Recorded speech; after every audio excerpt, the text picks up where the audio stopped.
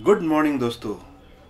मैं मनोज दरक आज यूट्यूब पे अपना पहला वीडियो प्रस्तुत करने जा रहा हूँ अबाउट फिनेंशियल प्लानिंग। ये वीडियो के बारे में कुछ भी बोलने से पहले मैं गणेश जी की आराधना करना चाहूँगा।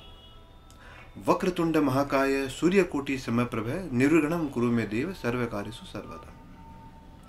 दोस्तों, फिनेंशियल प्लानिंग का हमारे लाइफ में बहुत बड़ा महत्व है।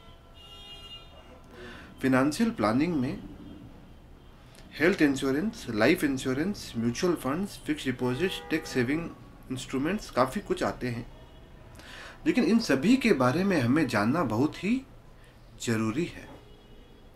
दोस्तों, मैं आपको बता देता हूँ कि मैक्सिमम लोग जो करते हैं वो लाइफ इंश्योरेंस करा के ही समझते हैं कि हमारी फिनेंशियल प्लानिंग पूरी हो गई।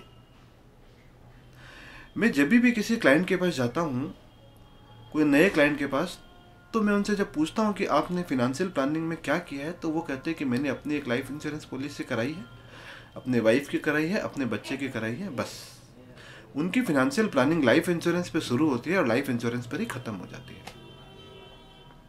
और लाइफ इंश्योरेंस में वो कराते क्या है? Money back policy, endowment policy या यूनिट लिंक्ड इंश्योरेंस पॉलिसी, जिसका रिटर्न 20 साल में कंपेयर करो तो वो म्यूचुअल फंड के कहीं आसपास भी नहीं बैठता है।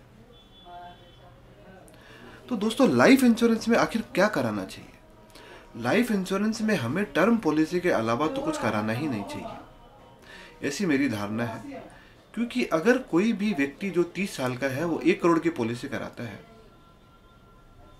टर्म पॉलिसी, तो उसका प्रीमियम आता है 7,000 रुपया हर साल।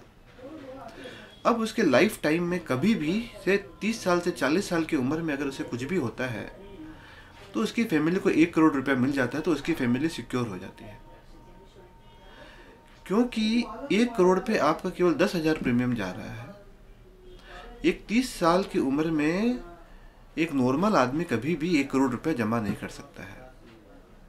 तो मैं हमेशा ये कहता हूँ कि जीने के लिए इंश्योरेंस कराओ, न कि मरने के लिए। 30 साल की से 60 साल की उम्र तक अगर आप जिंदा रह गए तो आप ऑलरेडी 1 करोड़ रुपया ऐसे ही जमा कर लोगे, राइट फिनेंशियल प्लानिंग के थ्रू से। लेकिन अगर आपकी डेथ 30 साल से 40 साल या 50 साल की उम्र में हो गई और आपका अगर टर्म पॉलिसी है, तब तो आपकी फैमिली को बहुत बड़ा एडवांटेज हो जाएगा। नहीं तो आप कभी भी अगर एंडोमेंट या मनी बैक पॉलिसी कराते हैं तो कभी भी आप उतने रुपए अपनी फैमिली को नहीं दे पाओगे। क्योंकि 10 लाख की पॉलिसी पे ही अगर 25 साल का अपने टर्म लेते हैं तो करीब करीब 60,000 का प्रीमियम आ जाता है।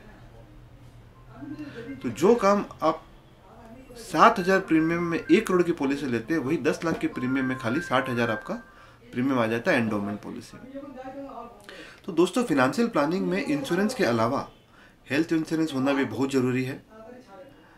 हेल्थ इंश्योरेंस में अगर कोई भी व्यक्ति 5 लाख की पॉलिसी लेता है, अगर उसकी उम्र 30 साल की है और उसके बच्चे और उसकी वाइफ उस पर डिपेंडेंट है, तो कोई भी तरह की अगर मेडिकल इमरजेंसी आती है उसके लाइफ टाइम में, तो mutual fund up to 5 lakh रुपया उसके कोई भी खर्चे आते हैं हॉस्पिटल में तो वो डायरेक्ट उसको जमा कर देती है कैशलेस वे से। उसे कुछ रुपए देने भी नहीं पड़ता है।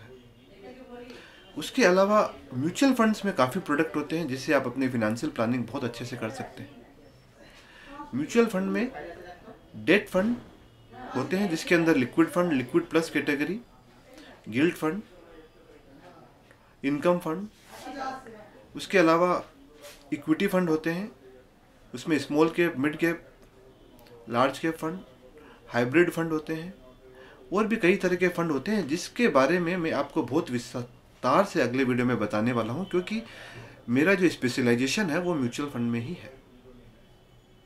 इसके अलावा बहुत तरह के टैक्स सेविंग इंस्ट्रूमेंट मार्केट में अवेलेबल है, एफडी है, जिससे आप अपनी फिनेंशियल प्लानिंग कर सकते हैं। तो दोस्तों, मैं अगले वीडियो में आपको काफ़ी विस्तार से बताने वाला हूँ फिनेंशियल प्लानिंग के ऊपर, लेकिन मैं चाहूँगा कि आप मेरे इस वीडियो को लाइक और शेयर करें और मुझे प्रोत्साहित करें कि मैं अपने अगले वीडियो में और भी अच्छे से आपको बहुत कुछ फिनेंशियल प्लानिंग के ऊपर बता पाऊँ। अगर आपको कोई भी क्वेरी है तो आप मुझे फ़ोन करें या मुझे व्हाट्सएप करें 9836539018 पे। धन्यवाद दोस्तों।